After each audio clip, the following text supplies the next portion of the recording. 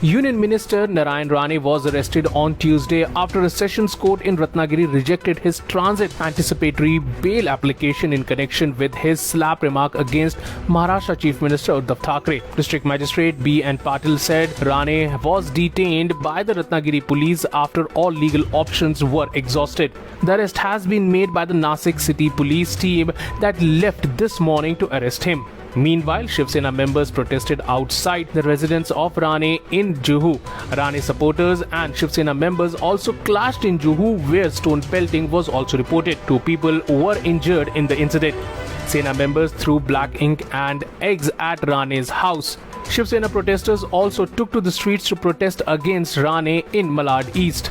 Additional Commissioner of Police Sandeep Karnik said that they had to resort to lathi charge to disperse the crowd.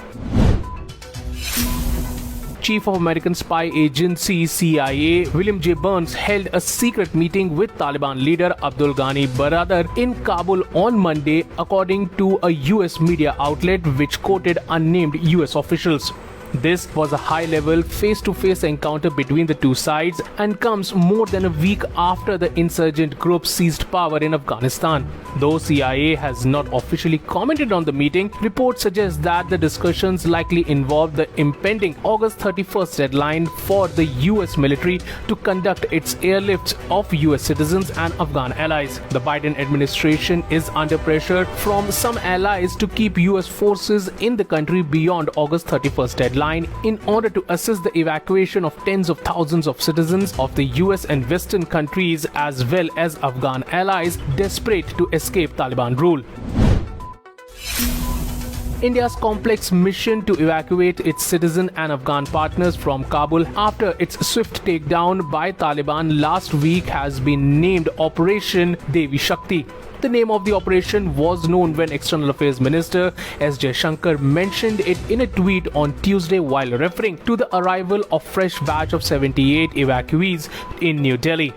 So far, India has evacuated over 800 people amidst a deteriorating security situation in Kabul and scramble by various nations to rescue their citizens. Thousands of Afghans have been crowding around the Kabul airport for over a week in a desperate attempt to flee the country, fearing the Taliban's brutality.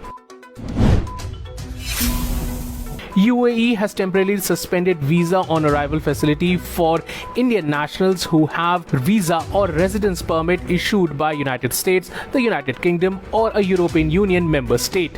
This was announced by Etihad Airways on Twitter on Monday. It did not provide any reason or further detail for the decision but said that the details will be updated on the airline's website. Last week, Etihad had announced that Indian nationals with a visa or a residence permit issued by US, UK or an EU member state are eligible for UAE visa.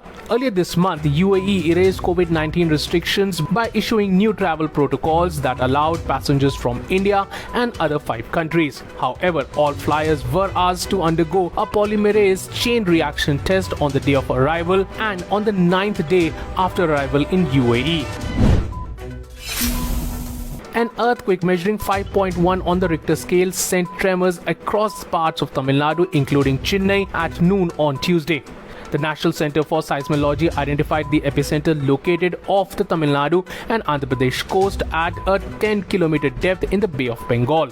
The earthquake, which hit at 12:35 p.m., was a Category 7 in the tremor intensity, considered very strong. The epicenter lays 296 kilometers south-southeast of Kakinada, Andhra Pradesh and 320 kilometers south-southeast of Chennai, Tamil Nadu.